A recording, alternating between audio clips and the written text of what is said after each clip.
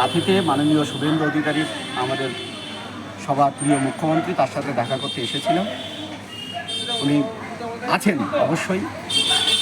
উনি আমাদেরকে আমাদের যা যা কাগজপত্র সবটাই ওনার হাতে দেওয়া হয়েছে। আমরা ওনার কর্তব্য মাননীয় সবার প্রিয় শিশির অধিকারীর সাথেও আমরা কথা বলেছি, সবটাই উনি শুনেছেন এবং উনি পরিষ্কার বলেছেন যে এটা কোনো কারণে অমিট হয়ে গেছে, 1 সপ্তাহের মধ্যে এই সমস্যার সমাধান ওনারা চেষ্টা করবেন। আমি এমএসকেএসকে যারা আছেন, শিক্ষাবন্ধু যারা আছেন, সবাইকে অনুরোধ করব যে আপনারা একটু ধৈর্য সহকারে থাকুন। বেতন সবার বাড়বে। কে কি মন্তব্য করছে আপনাদের বেতন বৃদ্ধির বিরুদ্ধে, সে সমস্ত কান না দিয়ে আপনারা আপনাদের কাজ নিরপেক্ষভাবে করে যান।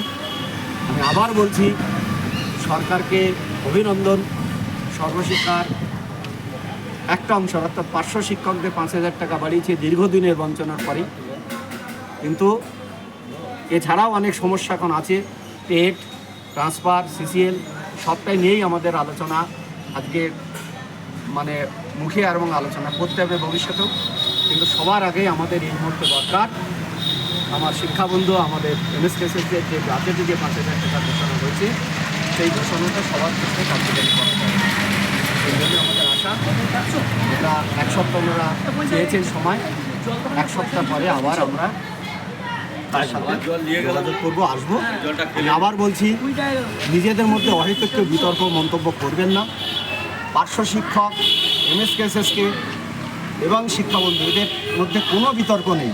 সবার বেতন বৃদ্ধি হোক, এটা আমরা সবাই চাই, কারণ বঞ্চিত আমরা সবাই।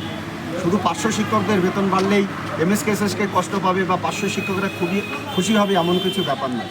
500 শিক্ষকরাও এতে খুশি নয়, কারণ হচ্ছে সবাই বেতন বাড়ুক, এটা 500 শিক্ষকরা চায়। সুতরাং আমি আবার আপনাদের কাছে আবেদন করছি, এই লড়াই সামগ্রিক লড়াই। সরকারকে আবার অভিনন্দন যে সরকার চেষ্টা করছেন। আশা করি 7 দিনের মধ্যে সমস্যার সমাধান ওনারা করবেন। এই আপাতত আমরা যেটুকুনি আজকে করতে পেরেছি সবটা আলোচনা করে আমরা সেটাই আপনাদের কাছে উপস্থাপন করলাম। আমি আবার বলছি, শিক্ষাবন্ধু এবং এমএসকেএসকে শিক্ষকরা যারা আছেন, হতাশ না হয়ে ধৈর্য ধরুন, এই লক্ষ্যে আমরা পৌঁছাবো। নমস্কার, ধন্যবাদ।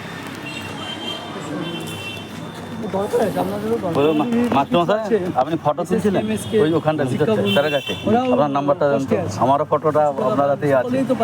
আমার ফটো আমার মোবাইলে নেই, কার মোবাইলে দিলে ম্যাডাম তুলে